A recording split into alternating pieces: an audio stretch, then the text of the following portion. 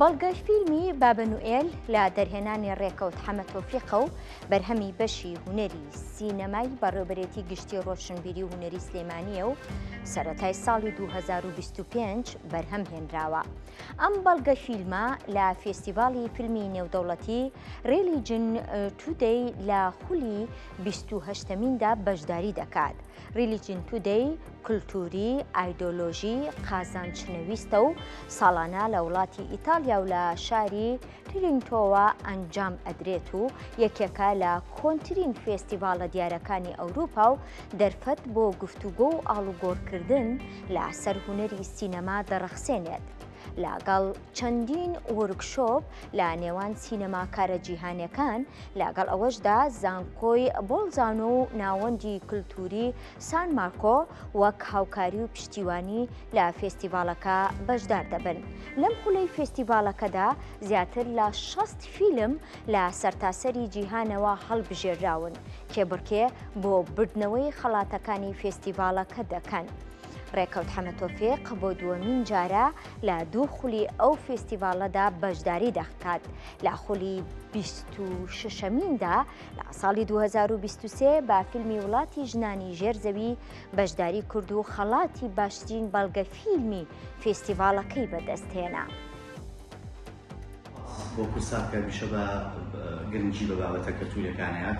بەڵگە فیلمی بابە نوئێل یەکێکە لە بەرهەمە نوێیەکانی من و بەرهەمی بەشی هونەری سینەمای سلێمانی بەڕێوەبەرێتی گشتی ڕۆشنبیری هونەری سلێمانیە کە لە خولی 28مینی فێستیڤاڵی ریلیجن تودەی ئینتەرناشناڵ فیلم فێستیڤاڵ لە شاری ترینتۆ لە وڵاتی ئیتالیا بەشداری دەکات. من ئەمە دووەمین ئەزموونمە و لەگەڵ ئەم فێستیڤاڵە کە دوو ساڵم و بە فیلمێکی تر بەشداری لەو فێستیڤاڵە کردو و بانگێشی فەرمی فێستیڤاڵەکەش کراوم. ئەمەوێتەوە بڵێم کە ئێستا فیلمەکەمان لە بەشی پێشبڕکێی فێستیڤاڵەکەیە نمایشەکرێت و لە کۆی یان بڵێین لە کۆی فیلمە بەشداربووەکان لەم خولەیە نزیکی 62 فیلمان نمایشەکرێت. فیلمەکەی ئێمە لە بەشی پێشبڕکێیە و نۆمینێت کراوە بۆ خەڵات. من هیوادارم یەکێکی لە براوەکانی خەڵاتەکانی ئەم فێستیڤاڵە و ئەم نامی ئەومی بچێت کە لە شاری ترینتۆ واتەوە شارێکە فێستیڤاڵێکی ئەنجام دێت، شارێکی خاوەن مێژووی 1000 ساڵێ و چالاکیە کلتوری و هونەریەکان بە تەواوەتی زیندووە لەم شارەیە، بۆیە ئەم شارەش دەستنیشان کراوە بۆ ئەنجامدانی ئەم فێستیڤاڵە.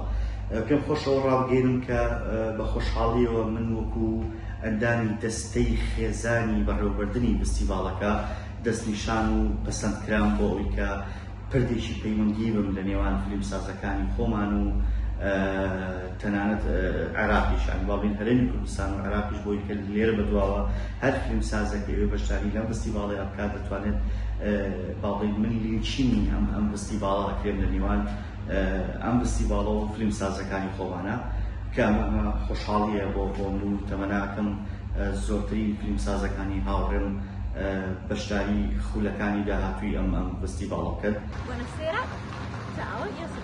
من ناوم جۆڤانایە، ئەندامی دەستەی بەڕێوەبەرانی فێستیڤاڵی فیلمی ریلیجن تودەیم. ئێمە ئەم فێستیڤاڵەمان ڕێکخستۆ بۆ ئەوەی جیاوازە کلتوریەکان ببینین و بیان ناسین. فیلمەکان هەمویان کلتوری جیاواز و بابەتی جیاواز و ژیانی جیاواز پیشانی بینەران ئەیەن. من زۆر خۆشحاڵم کە بتوانین ساڵانە بانگێشت و میوانداری دەرهێنەر و فیلمسازەکان بکەین بۆ ئەم فێستیڤاڵە، بەتایبەت ئەوانی کە ئەتوانن چیرۆکی گەورە و پڕمانە و بە شێوازی جیاواز و بابەتی جیاواز هەڵبژێرن و لەم فێستیڤاڵەیە بەشداری بکەن، چونکە ئەمە پێی ئەوترێ فیلمی سەرنجڕاکێش و دڵنیام هەمووانیش ئەویان ئەوێت.